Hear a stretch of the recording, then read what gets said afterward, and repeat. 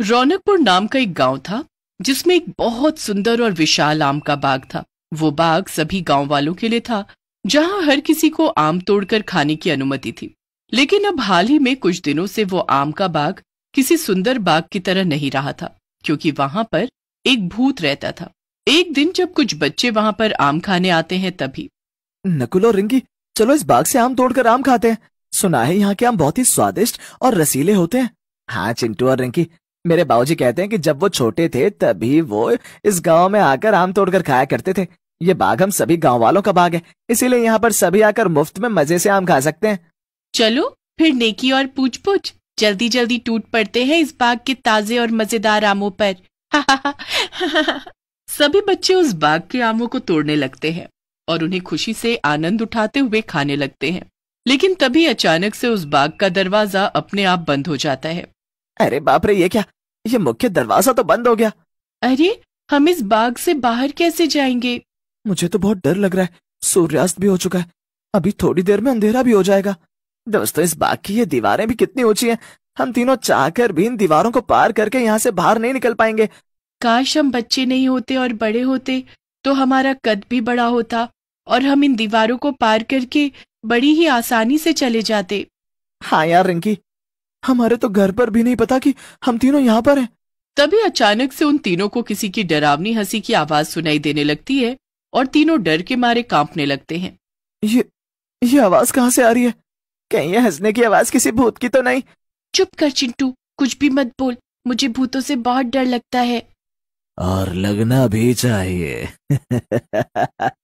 वहां पर प्रकट हुए उस भयंकर रूप वाले भूत को देखकर तीनों बच्चों का दिल मानो उनके शरीर से बाहर ही निकल आता है। नहीं, बचाओ, भूत भूत! तीनों बच्चे इधर से उधर भागने लगते हैं। बचकर कहाँ जाओगे बच्चों, क्योंकि इस बाग के दरवाजे तो बंद हो चुके हैं। मैं तुम्हें अब कहीं नहीं जाने दूंगा। हमें जाने दो बाहर, हमने तुम्हारा क्या बिगाड़ा है? माफ कर दो हमें, माफ कर दो हम तीनों को।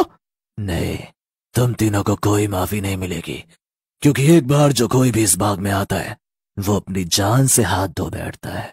इस बाग में जितने भी आम के पेड़ हैं उन सब पर लटके हुए आम कोई फल नहीं बल्कि इंसान है, जिन्होंने तुम तीनों की तरह इस बाग में, मेरे बाग में आने की जुर्रत की, और उन्हें मैंने उनकी उस जुर्रत के कारण सजा के तौर पर आम के फल में बदल दिया। क्या? इसका मतलब अब आप हमें भी आम के फल में बदल दोगे? सही समझा बच्चे, तो तैयार हो जाओ आम के फल में बदलने के लिए, जिसके बाद तुम तीनों फिर कभी इंसान नहीं बन पाओगे। नहीं नहीं। वो भूत उन तीनों बच्चों को अपनी काली शैतानी शक्तियों से आम के फल में तब्दील कर देता है और चिंटू, रिंकी और नकुल तीनों आम बनकर पेड़ पर लटके रह जाते हैं। बचाओ, हमें फिर से इंसान बना दो, हमें फिर से इंसान बना दो। हमसे बहुत बड़ी भूल हो गई जो हम इस बाग में आए। तुम तीनों अब आम बनकर चाहे जितना गला फाड़ कर चिल्लाना है चिल्ला लो, लेकिन कोई भी तुम्हारी आवाज नहीं सुन पाएगा सिवाय मेरे। अब तुम तीनों को कोई नहीं बचाने वाला। ऐसे ही जो कोई भी उस आम के बाग में आम तोड़ने जाता है, वो बाग के अंदर रहने वाला भूत उस व्यक्ति को आम के फल में बदल देता है और इसलिए धीरे धीरे गांव से कई सारे अचानक से गायब होने लगते हैं। गांव वालों को लगता है कि उन्हें कोई अगवा करके ले गया होगा, लेकिन असल में तो वो सब बाग में आकर अपनी जान गंवा देते हैं। न जाने हमारे बच्चे कहाँ चले गए। 4 दिन से लापता है। न चिंटू का पता है, न रिंकी का और न नकुल का। मेरी बीवी भी लापता है। न जाने कहाँ गायब हो रहे हैं सारे के सारे गांव वाले। पुलिस भी ढूंढ नहीं पा रही है किसी को भी। मुझे तो बहुत डर लग रहा है। लगे भी क्यों ना, अब तो घर से बाहर निकलने में भी डर लग रहा है। ऐसे अचानक से कोई भी गायब हो रहा है, ये कोई छोटी बात नहीं है। ये अपने आप में ही एक गंभीर सी बात है। सभी गांव वाले काफी परेशान हो जाते हैं। वहीं पुलिस और मुखिया जी भी कुछ नहीं कर पा रहे थे। करते भी कैसे, क्योंकि सारे गायब हुए लोग तो अब इंसान से आम बन चुके थे। उसी गांव में एक आम वाला रहता है जिसका नाम मंगू होता है। मंगू जिस बाग से आम तोड़ा करता था, अब उस बाग का मालिक इतने सालों बाद फिर से आ चुका था, जिस कारण अब मंगू के लिए एक तरह से मुसीबत खड़ी हो जाती है। अब मैं क्या करूं? इस बाग का मालिक तो फिर से लौट आया है विदेश से। मुझे तो लगा था कि आराम से आएगा और 5-6 सालों बाद। खैर, मैं हार नहीं मानूंगा। आम का सीजन चल रहा है, अभी ही आम की बिक्री होगी। मुझे कोई और बाग ढूंढना होगा जहां से मैं आम तोड़ सकूं और बेच सकूं। लेकिन कहाँ मिलेगा मुझे बाग? तभी मंगू बाग की तलाश करते करते उस बाग तक पहुंच जाता है जिसमें वो भूत रहता है। अरे ये बाग, इस बाग को मैं कैसे भूल सकता हूँ। ये बाग तो पूरे गांव का बाग है। यहाँ पर मैं बचपन में अपने दोस्तों के साथ आकर आम तोड़ा करता था। मैं तो अब इसी बाग से आम तोड़कर बेचूंगा। चलो अच्छा हुआ मुझे ये बाग मिल गया। अब न किसी मालिक का डर, न पकड़े जाने का डर। जी भर के बिना डरे आम तोड़ सकता हूँ अब मैं।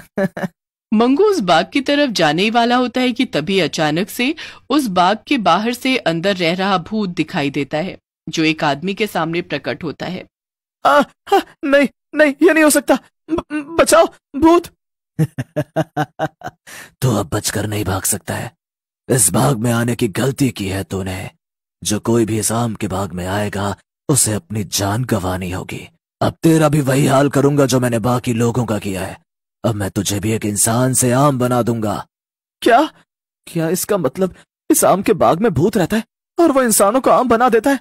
मंगू अपनी आंखों से देखता है कि कैसे वो भूत उस आदमी को अपनी बुरी शक्तियों से आम बना देता है और वो आदमी वाकई में पेड़ पर टंग जाता है। आम आदमी के बारे में सुना था मैंने, लेकिन यहाँ तो सच में इंसान आम बन रहा है। ये सब क्या हो रहा है? मुझे तो सच में कुछ समझ नहीं आ रहा। लेकिन पहले तो ये आम का बाग कितना खुशहाल और सुंदर था, लेकिन ये भूत कैसे रहने आया यहाँ पर? अचानक से ये सब कैसे हुआ? जो भी हो, इससे पहले कि और इंसान इस बाग में जाकर अपनी जान गंवाए, मुझे गांव में जाकर सबको जाकर इस आम के बाग के भूत के बारे में बताना ही होगा। मंगू फौरन जाकर गांव वालों को उस भूत के बारे में बताता है, लेकिन कोई भी उसकी बातों पर यकीन नहीं कर पाता। नहीं नहीं, ये नहीं हो सकता। अरे वो आम का बाग सालों पुराना है। अगर वहां पर कोई भूत रह रहा होता तो वो हमें भी तो दिखता। यूं अचानक से इतने सालों बाद कहां से कोई भूत आया होगा वहां पर? हाँ सही कह रहा है। देखो मंगू, तुम हम सबको यूं इस तरह झूठी खबर देकर बेवकूफ मत बनाओ, वरना इसका अंजाम सच में बहुत बुरा होगा। ओफ, ये आप कैसी बातें कर रहे हैं भाई साहब? मैं भला आप लोगों को बेवकूफ क्यों बनाऊं? मैं सच कह रहा हूं, मेरा यकीन कीजिए। मैंने स्वयं अपनी आंखों से देखा है कैसे उस भूत ने अपनी काली शक्तियों से उस आदमी को एक आम बना दिया। हे भगवान, अगर तुम सच में ये झूठ नहीं कह रहे हो, इसका मतलब तो यही हुआ कि हमारे परिवार वाले भी उस आम के बाग में जाकर आम बन चुके हैं। नहीं, ऐसा नहीं हो सकता। अब हम क्या करेंगे? कैसे बचाएंगे अपने परिवार को? अब तो उस भूत को खत्म करने का एकमात्र उपाय ही है। लेकिन क्या? अब हम सबको एक साथ मिलकर उस आम के बाग में जाना होगा। एकता में बहुत ताकत होती है, और जब सभी गांव वाले एक होकर उस भूत का सामना करेंगे तब वो जरूर खत्म हो जाएगा। आपने बिल्कुल सही कहा भाई साहब। बस जल्दी से वो भूत वहां से चला जाए, फिर मैं उस आम के बाग से आम तोड़कर दूसरे गांव में दोगुने दाम में बेचूंगा और माला माल हो जाऊंगा। सभी गांववासी एक साथ मिलकर उस आम के बाग में जाते हैं। तभी वो भूत हवा में उड़ते हुए वहां पर आता है और गुस्से से कहता है, तुम सबने यहाँ एक साथ आकर मेरा काम बहुत आसान कर दिया। अब मैं तुम सबको एक साथ एक बार में ही अपनी शक्तियों से आम बना दूंगा। ऐसा कुछ नहीं होने वाला है, क्योंकि आज बुराई पर अच्छाई की ही जीत होने वाली है, चाहे कुछ भी हो जाए। ये तो तुम्हारा भ्रम है। जैसे मैंने तुम्हारे बच्चों और परिवार वालों को आम बना दिया, वैसे ही मैं अब तुम सबको भी आम बना दूंगा।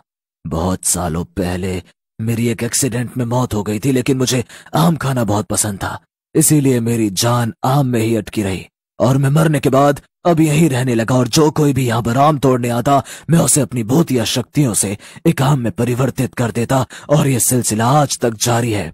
क्या? अब जब मैं तुम सबको एक साथ आम बना दूंगा तो इस गांव में ज्यादा लोग नहीं बचेंगे और कोई इस बाग में आकर आम नहीं खाएगा, क्योंकि ये सारे के सारे आम सिर्फ मेरे हैं। ये बाग मेरा है। ये तुम्हारी गलतफहमी है, क्योंकि पिछले 100 साल से ये बाग पूरे गांव का ही है। यहाँ जिसकी मर्जी वो आकर आम तोड़कर खा सकता है। जैसे ही भूत अपनी शक्तियों से उन सबको आम बनाने जा रहा होता है, वैसे ही वो सब एक दूसरे का हाथ पकड़कर उस भूत को चारों तरफ से घेर लेते हैं और भगवान का नाम जपने लगते हैं। नहीं नहीं, मैं तुम सबको नहीं छोड़ूंगा। लौटूंगा, जरूर लौटूंगा मैं। ये आम का बाग मेरा है, सिर्फ मेरा। जिसे सुनकर उस भूत के कान से खून निकलने लगता है और वो अब मिट्टी में बदलने लगता है। उस भूत के अंत के बाद सभी आम बने हुए इंसान अब फिर से इंसान बन जाते हैं और वो बाग अब फिर से खुशहाल हो जाता है और गांव में उस बाग के भूत का खौफ भी मिट जाता है।